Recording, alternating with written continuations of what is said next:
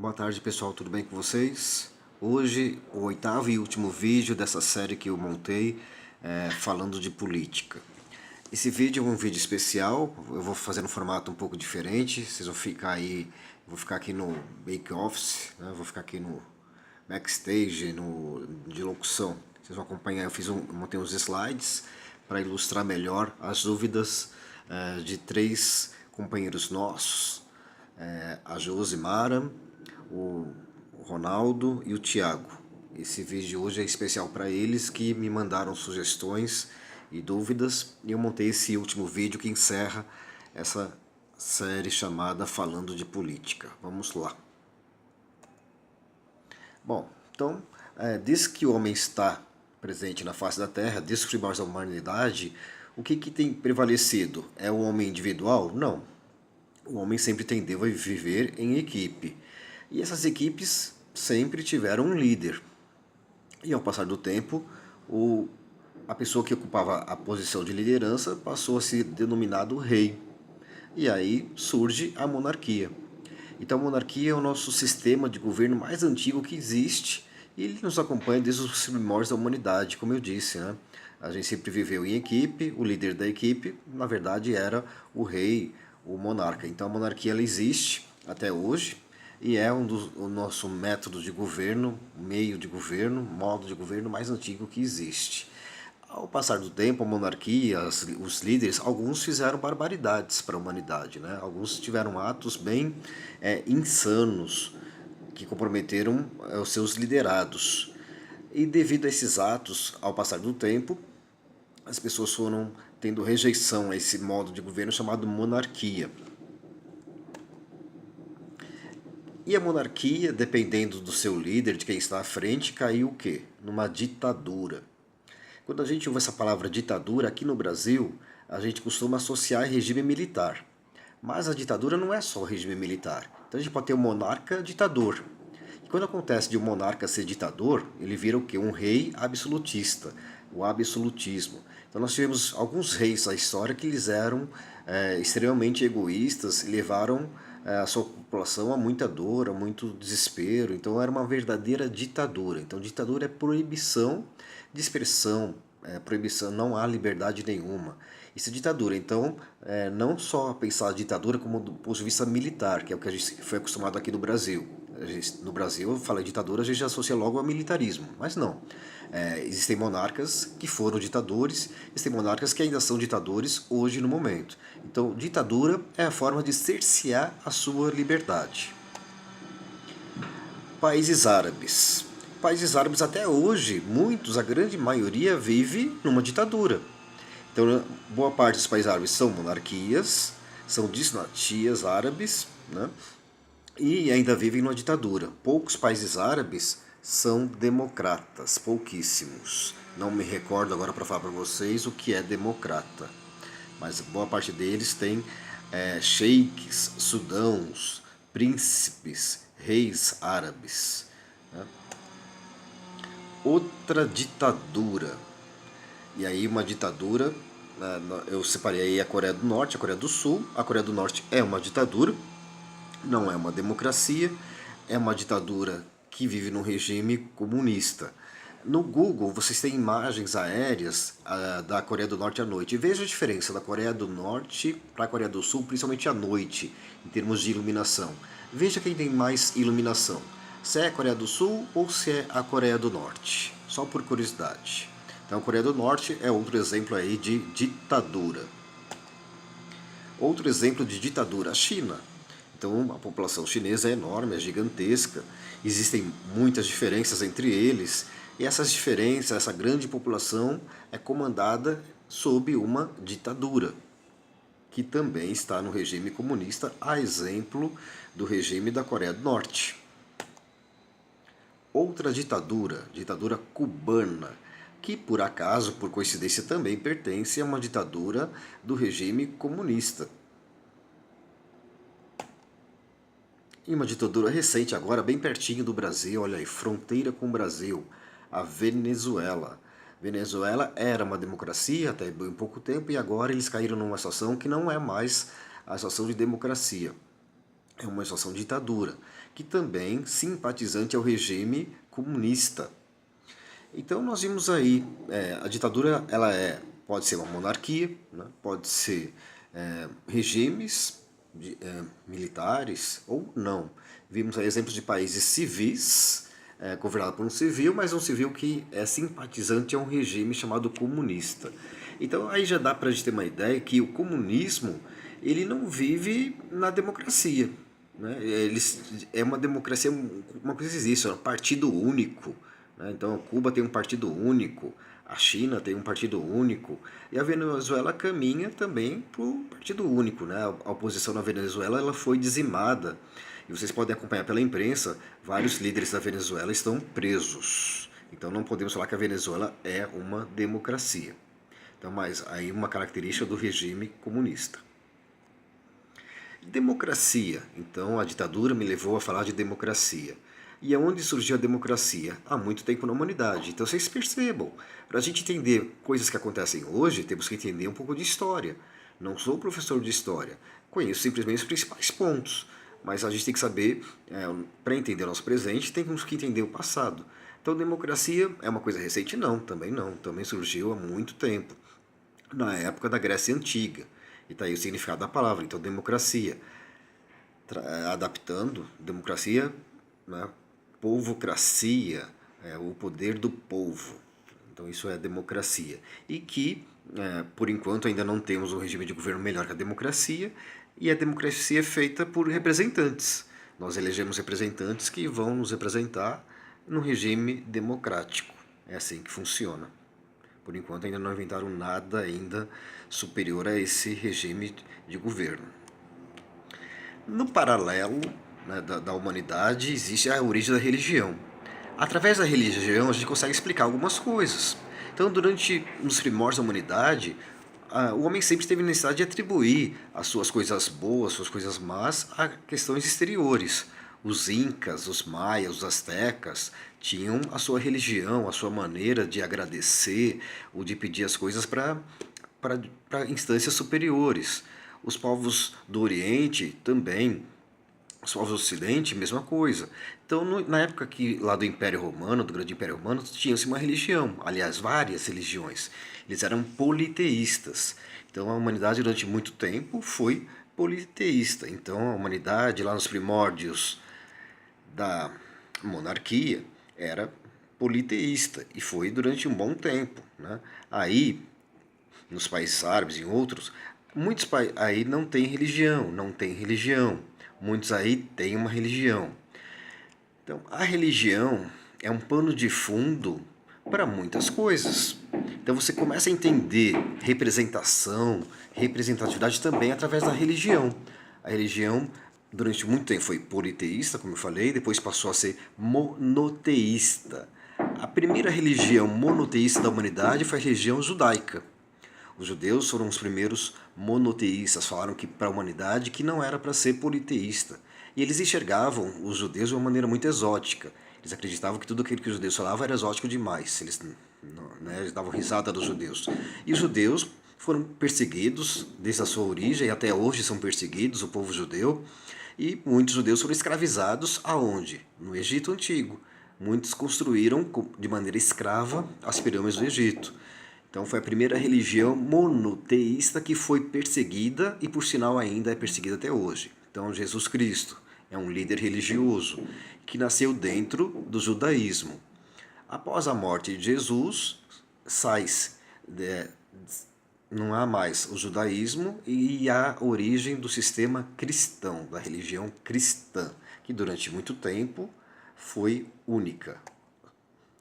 E aí vamos para a Idade Média. Na Idade Média mudam-se os nomes, mas a monarquia se faz presente. Então o senhor feudal. O senhor feudal, o rei, na verdade, né? O dono daquele pedaço, o rei. Clero, aí surgiu o clero. Religiosos, os politeístas e os monoteístas. Cristãos. Então o clero, lá no início do cristianismo, era muito importante no poder. Era a figura central no poder. Muitos senhores feudais, muitos reis, muitos monarcas se apoiavam muito no clero. Existiram papas que exerceram a função de rei. Era papa e era rei. Então a religião cristã, ela foi durante muito tempo muito poderosa na política do mundo inteiro. Hoje menos. Alguns países ainda né, mas hoje muito menos do que foi no passado.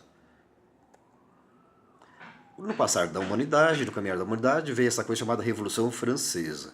Revolução Francesa que também contribui muito para o que nós temos hoje dentro da democracia, dentro do sistema de governo. A partir da Revolução Francesa, os principais ideais da igualdade, da liberdade, da fraternidade inspirou muita coisa que existe até hoje e a principal inspiração, a República. Então foi aí a queda da monarquia, a principal, e o que substitui a monarquia, a República. Outro ponto que marcou muito a humanidade e nos marca até hoje, Revolução Industrial. Então, a Revolução Industrial, o homem sai do campo, vai para a cidade e sai do campo e vai trabalhar numa coisa chamada indústria. Nos primórdios da Revolução Industrial, a gente vê aí algumas imagens que retratam os primeiros momentos da Revolução Industrial. Então, vemos aí uma imagem central que eu separei de propósito, aí a imagem de uma criança. Crianças frequentavam o ambiente fabril. Então, as pessoas saíram do campo, foram para a cidade, lá encontraram uma realidade muito diferente do que era no campo. A humanidade toda viveu sempre muito no campo. Depois passou, nesse momento chamado Revolução Industrial, a viver na cidade. Uma realidade muito diferente. E é claro que no início da Revolução Industrial, lá no final do século XIX, as coisas não eram feitas da maneira como são hoje. Existia muita barbaridade. Então, uma criança trabalhando, ninguém pode concordar com essa imagem que a gente está vendo aí. Então, no início da Revolução Industrial, se cometeram muitos absurdos, muitas coisas erradas. Não dá para falar que era certo aquilo. Só que aí, diante de tanta coisa errada que aconteceu, surgiram pensadores que se revoltavam com isso. E aí surgiram, essas pessoas estão sendo oprimidas, olha, o capitalista está oprimindo, está ficando com lucro, né? Ele está rico, está milionário, as pessoas na miséria, na pobreza, crianças trabalhando. E aí começou a surgir um monte de coisa. Ok, naquela época era assim, e até teve um certo motivo de existirem essas coisas, né? Mas o tempo passou, né? E hoje, muito do discurso que nós temos hoje começou aí nesse momento, o mundo mudou, mas pessoas não mudaram, a mentalidade ainda está nessa época aí da Revolução Industrial. Aí eu separei uma imagem muito interessante, uma linha, né, lado esquerdo, lado direito e centro. Muito interessante, vou até aproximar mais o celular aqui que eu estou gravando. Ó, quanto mais à esquerda, nós temos um regime chamado comunismo, e mais à direita, o sistema chamado liberalismo. Bom, socialismo. Então, socialismo, essa palavra vem do quê? Sociedade.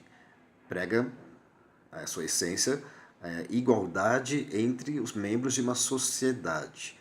Que até a Revolução Russa, que a gente está comemorando, que a gente não, alguns comemoram, né, nesse ano, estava fazendo 100 anos da Revolução Russa, até ali falava-se muito de socialismo. A partir da Revolução Russa, que está completando 100 anos, surgiu essa coisa chamada comunismo. Então, o que que prega?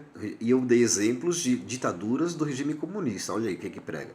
Regime autoritário, economia planejada, serviços públicos totalmente estatais. Então, essa é a essência do chamado comunismo estatal. A pessoa não vai ser oprimida por um capitalista, por uma pessoa que quer te explorar.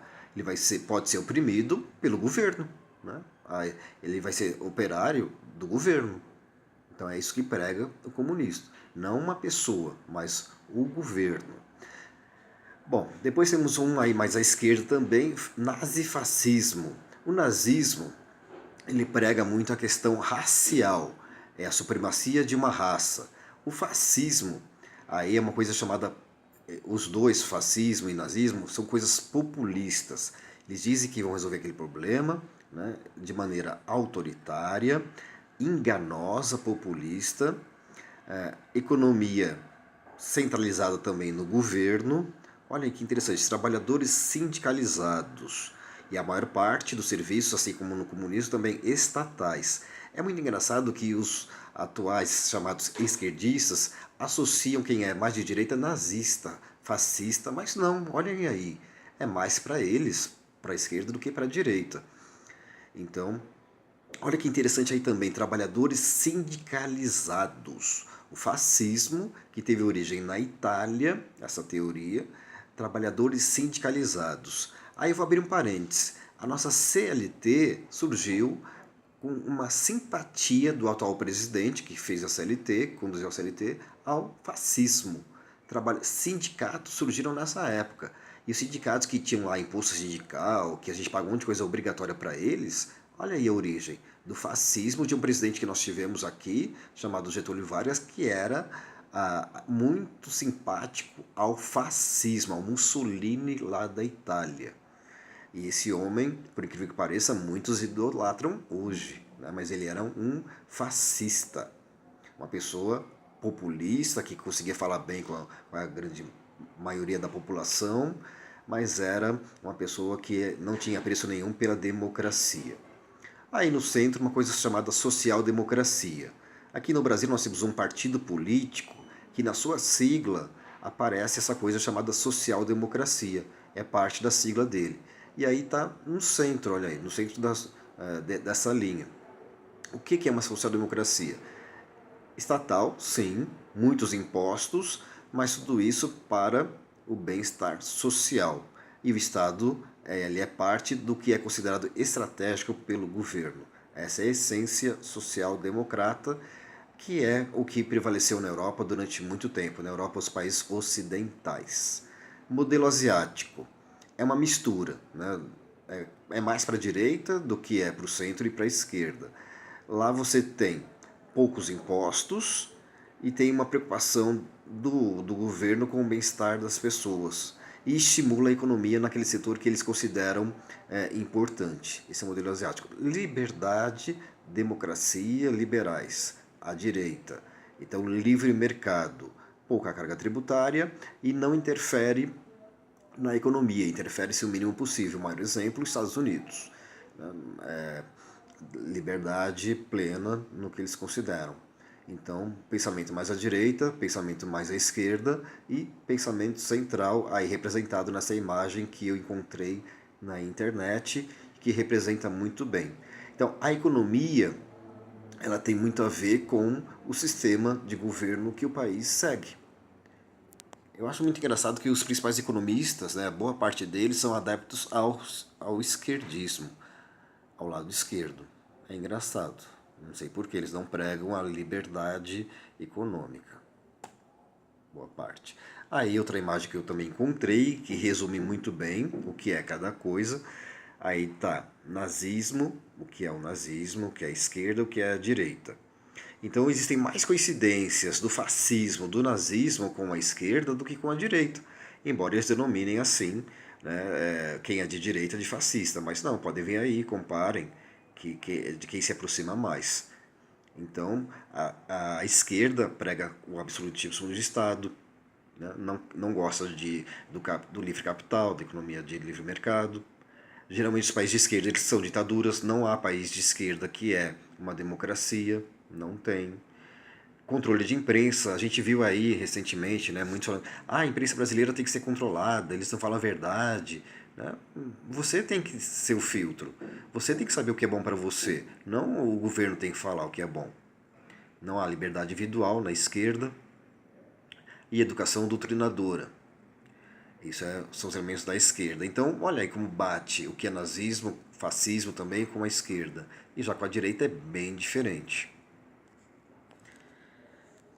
Bom, aqui o meu aluno Tiago indicou uma coisa chamada diagrama de Nolan.